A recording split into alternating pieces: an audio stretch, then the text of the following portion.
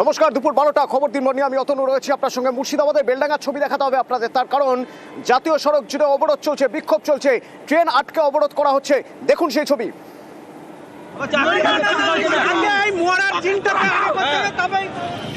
রাস্তা অবরোধটা করলে তবে কাজটা হবে।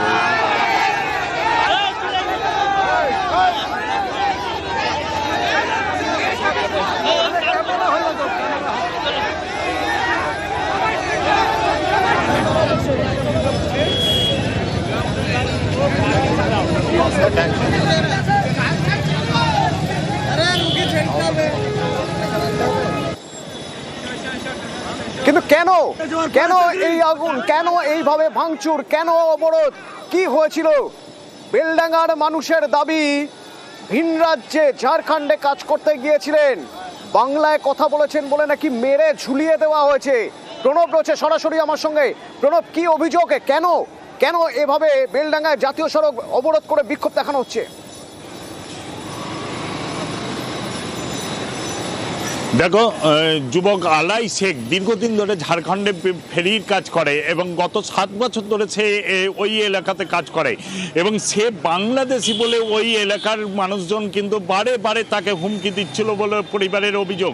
এবং গতকালকে তার সে যেখানে থাকতো সেই এলাকাতে তার ঝুলন্ত ঘরের ভেতরে তার ঝুলন্ত দেহ পায় এবং তারপরে কিন্তু পরিবারের লোকরা অভিযোগ করেন যে তাকে মেরে ঝুলিয়ে দেওয়া হয়েছে, তাকে খুন করা হয়েছে।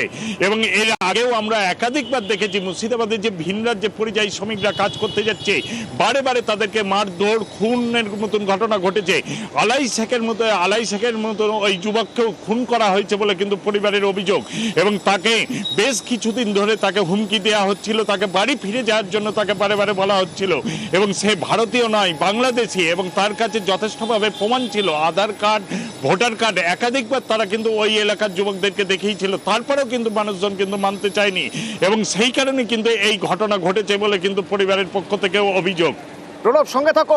পরিবারের বক্তব্য শোনাবো আপনাদের। তারা দাবি করছেন বাংলায় কথা বলছে বলে বাংলাদেশি বলে দাগিয়ে দেওয়া হচ্ছে, বাংলায় কথা বলছে বলে সব নথি সব তথ্য থাকার পরেও বাংলাদেশি বলে মারধর করে মেরে ঝুলিয়ে দেওয়া হয়েছে বলে অভিযোগ করছে। ঝাড়খণ্ডে শ্রমিকের কাজ করতে গিয়েছিলেন এবং তারপর যখন সেই খবর আসে, তার দেহ আসার পর শুরু হয় বিক্ষোভ।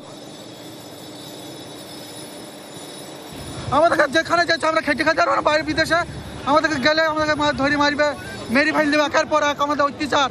এটাকে আমাদের বিদেশ খেটে খাওয়া অন্যায়? হ্যাঁ, আমাদের দেশে কত বিহারি, কত উড়িষ্যা, কত বিদেশি খেটে গেছে, আমরা কার গায়ে হাত দিচ্ছি, কার গায়ে অন্যায় করছি? আমরা তো ভারতের মানুষ, ভারতের মধ্যেই কাজ করি। ঝাড়খণ্ড, বিহার, ইউপি, উড়িষ্যা সব জায়গায় যাচ্ছি আমরা। ধরেন পরিযায়ী শ্রমিক, তাহলে বিদেশে যেয়ে আমাদের বাইরে যেয়ে আধার কার্ড দেখতে যেয়ে মারছে, তাহলে আমরা কি করে খাবো? তাহলে আমাদের পশ্চিমবঙ্গ সরকারকে আমাদেরকে কাজ দিতে হবে, আর না হলে পরে আমাদেরকে মরতে হবে বাইরে গেলে। 12 নম্বর জাতীয় সড়কে বিক্ষোভ দেখানো হচ্ছে। প্রণব রয়েছে সরাসরি। প্রণব, কোথায় কোথায় বিক্ষোভ, কতক্ষণ ধরে বিক্ষোভ, ট্রেন কি বন্ধ করে দেওয়া হয়েছে, কিভাবে সামাল দেওয়া হচ্ছে পরিস্থিতি?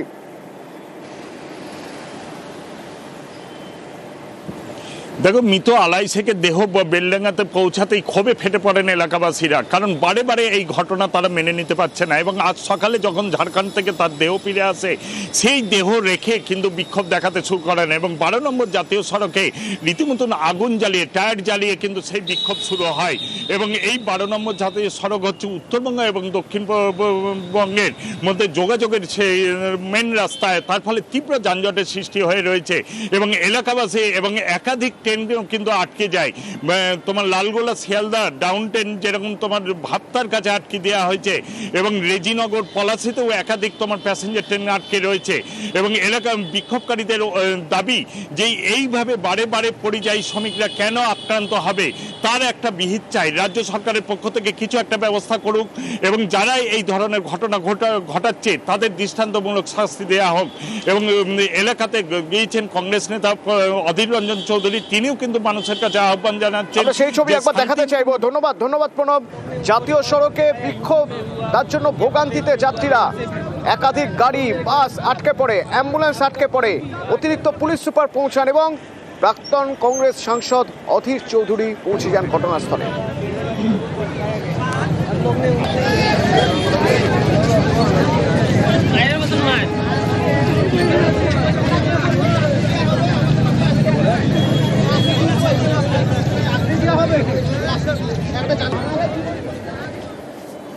যদি